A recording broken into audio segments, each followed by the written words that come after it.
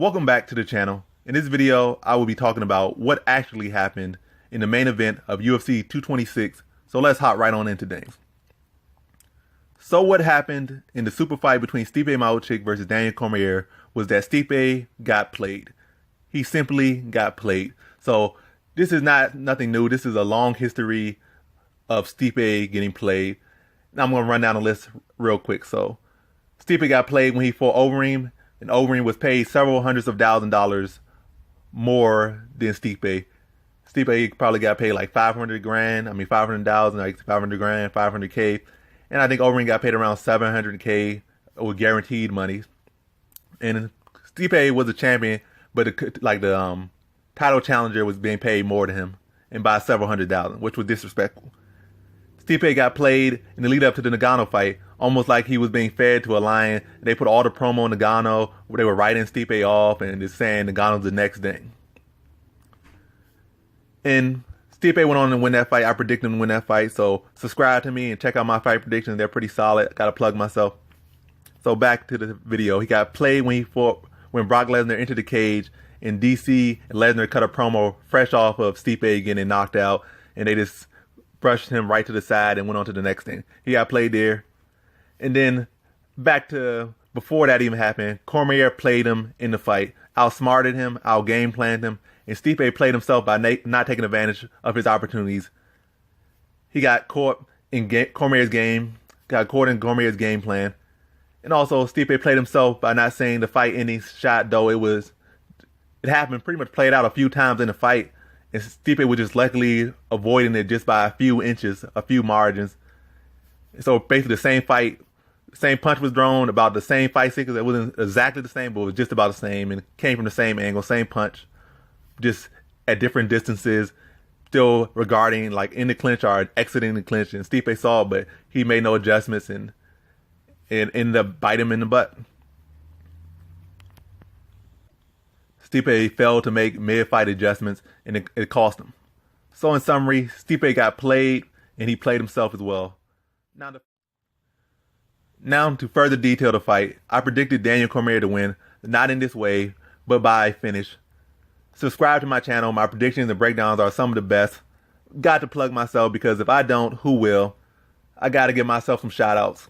Got it. So, but yeah, I thought about this fight for a minute, months out from the fight. I broke the fight down in a video, but I didn't pick sides in the first video I made on this subject, on this fight. I just said it's like a 50-50 fight, but one thing's for sure is that Stipe is not Jon Jones. And I said it like 20 times in 20 different videos. I didn't say he needed to be Jon Jones or he needed to be like Jon Jones or be Jon Jones anyway, but I'm just saying it's clear that Stipe is not Jon Jones. And just because Jon Jones has been DC's kryptonite doesn't mean anything for Stipe. Then by the time my final prediction came, I just came to the conclusion that Stipe is really not Jon Jones and doesn't present the same problems. Plus, more power. Plus, like, Cormier has more power at heavyweight, etc., etc. And also, Cormier historically has had no problem with heavy hitters. They hit him, but he has a good chin. He deals well with getting hit, and he responds very well. So, heavy hitters has never been a problem for Cormier. So, etc. Like I said in my little breakdown right there. But y'all could just watch my fight predictions for UFC 226 and any other videos related to that fight if you want to hear more of that breakdown for the lead up to the fight. But back to this video. So finally, back to talking about how the fight really played out. DC came out similar to how he came out in the Volkan-Oezdemir fight. He was backing up instead of coming forward, letting Stipe be the aggressor. Maybe showing respect for Stipe's mythical power like he did with Volkan's mythical power. Stipe wasn't able to land that clean. Definitely not as clean as he would hope to have landed on Cormier. Cormier ducked like he always does. Then got that single collar tie, and Stipe accepted the clinch. One of the first mistakes Stipe made. And by this point, Cormier already had felt some of Stipe's power and realized it's nothing new, nothing mythical about his power, and that he could take his punches and walk him down, similar to how he did in the Volkan-Oezdemir fight. In the clinch, Stipe got a takedown, maybe gained some false confidence, as Cormier got to his feet with relative ease, and he got to feel some of Stipe's strength and his tendencies, and really put little effort into defending the takedown, and got back to his feet with ease, like I said. Stipe not landing any scoring blows on the way up. The grappling worked in Cormier's favor because Stipe's best path to victory was to either knock Cormier out or gain his respect with his striking and power, which in the clinches and grappling, your power kind of fades a little bit. It loses its effectiveness because you're just grappling, wears on your arms, and takes away some of the pop off your punches. And another thing, again, like I mentioned, he got to feel Stipe's tendencies in the clinch, got to feel Stipe's strength, and got to scan him even coming into, like, even more than so than when he scanned him coming into the fight. He knew that Stipe had a tendency to leave the clinch with his chin straight up, and that Stipe had a big head that's hard to miss. So Stipe just gave him even more fuel, even more ammunition, even more opportunities. I'm not saying Stipe shouldn't have wrestled with him or wrestled with Cormier, or he could only have won by KO, but I'm saying that he got too caught up in Cormier's game and didn't fully implement his own game. His best path to victory, at least in the earlier rounds, was to keep Cormier at boxing distance and tag him up. And in the clinches, make it rough for him. Don't make it seem like a place to hang out or make it some place where he could just wail on you. You got to rough Cormier up in the clinch. And still, don't stay there too long. Rough him up in the clinch, get out of the clinch, tag him up from a distance. Maintain your boxing distance. Don't let it become a clinching distance or a dirty boxing distance. And really make Cormier pay, which he failed to do. He really didn't do any of those. And he rarely mixed up his strikes. Over 70% of his 70% of his strikes were head strikes. He was much too predictable and got lulled into a false sense of security and got slept for it. He got knocked out for it. Cormier felt his power, felt his strength, started to walk him down, and Cormier's punches were actually having more effect on Stipe than Stipe's punches were having on Cormier. Cormier was able to engage in the clinch in typical Cormier style, and Stipe obliged more often than not. He even threw basically the same fight-ending shot in the same fight-ending sequence, but it came up just a little bit short. He threw it about 1 or 2, 3 times before he actually ended up knocking Stipe out with that same sequence. But there's one thing I do have to give Stipe props for, and that is that he did seem to kind of know what Cormier was doing by firing those hooks on the breaks from clinches. He was able to frame Cormier's arm on the side that he's throwing the hook from, which made those hooks come up short. That's why they didn't land the first couple times. Stipe would frame the arm and create distance so that the hook would just come up short. So it wasn't just that Cormier was just missing. It was that Stipe saw it coming, blocked it, proper defense, and got away from it. And the actual ending sequence wasn't that Stipe was necessarily trying to just break from the clinch. He was turning to face Cormier after Cormier had limp arm and got the underhook and was trying to get an outside angle either to get it back or get a takedown or set up a takedown. So Stipe was on the proper defense, but that defense led to him getting caught by the hook. And he was posting his arm down to defend for uppercut, but it was a hook that came across instead of up. So it came past his defense, his posted arm, and it caught him right on the chin. Stipe might have been better suited to just block his head, put his elbow up, put his fist behind his head, put the elbow up, which would have blocked the hook, and really could have blocked the uppercut as well. Would have been a better defense. But maybe Stipe was reaching for the arm so he could get some wrist control right there, which would have blocked all of that. But we will never know is the hook came across, caught Stipe on the chin.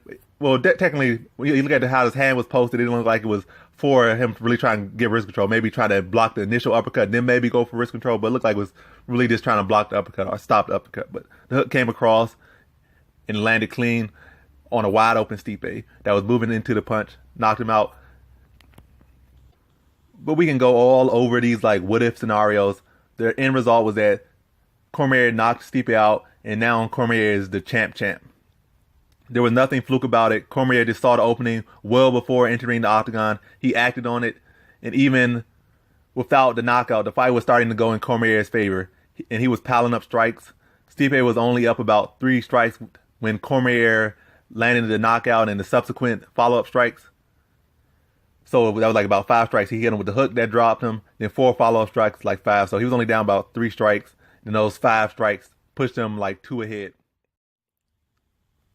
People can talk all they want about the fight being a fluke. They can talk about the eye pokes. They can talk about Stipe not being himself. But I think Cormier beats Stipe even easier if they match up again. Or at least he beats Stipe in a more sterile fashion, more clean and just more dominant. And no debate that Cormier is the better fighter when they fight. He just beats him in a clean performance if they ever do match up again. Cormier proved to be the smarter fighter and the better fighter. He made the right adjustments, and whereas Stipe didn't. If Stipe couldn't take advantage of some of Cormier's glaring weaknesses the first time, then what do you expect him to do the next time? Plus, Cormier will have even more confidence and probably discover even more weaknesses from fighting him. Whereas Stipe thought he was actually winning the fight before being knocked out. Then, when he really, after about 2 minutes, Cormier had already checkmated him. Basically, you were getting played from that point on. After the 2-minute mark, Cormier had already felt you out, had already felt your power, had already felt you in the clinch, and he already was comfortable in the fight and was just pretty much leading the dance. Whether Stipe knew it or not, he was getting played by that point on. Cormier said in the lead up to the fight that Stipe held Ngannou down for pretty much the whole fight and couldn't submit or finish Ngannou, and that if Cormier was in the same situation holding Ngannou down, it would take him no less than more than a minute to sub Ngannou. So to him, he said that Stipe wouldn't be able to submit him. So the submission threat was out of the way as far as Cormier was concerned. He said the submission was Stipe submitting Cormier wasn't going to happen. Stipe submitting him, Cormier wasn't going to happen. So he was confident there. Cormier was confident in his ability to grind his way to a decision. So the confidence was there. Maybe Stipe could win this decision. Maybe Stipe couldn't. But Cormier was confident there. So that's just having that confidence that you know you could go 5 rounds hard and that you have the confidence that you believe if it goes that far that you will be the one doing what it takes to win. That's confidence is there. Plus, Cormier really hasn't lost a round to anybody. At heavyweight, pretty much up until he got in the UFC and fought John Jones, he never lost a round to anybody. So he has something backing that. He's not just talking out of his butt. He really doesn't lose rounds like that. So, and he really doesn't lose decisions like this. So it's not something that goes against what he was saying. He's never really lost a decision to anybody other than John Jones. So he has that in his I guess you could say that feather in his cap. So he has all the right to say that. So really he was saying that Stipe's one path to victory was that mythical power that he had. So people were saying that Stipe's bigger and such a good boxer, he could knock him out. And Stipe really showed few adjustments to prove otherwise during the fight. And he really just got trolled by DC. DC took his power a little bit, filled it, and saw that it's something that he could take. Filled his wrestling, filled everything he had, and just knew that he was the better fighter and that he could do just what he set out to do in the fight, and he did it. But that's all I have for y'all. I said the same things about 4 different times in slightly different ways. So do you agree with my analysis? Thanks for watching. Like, comment, and subscribe, and come back for more videos. Peace.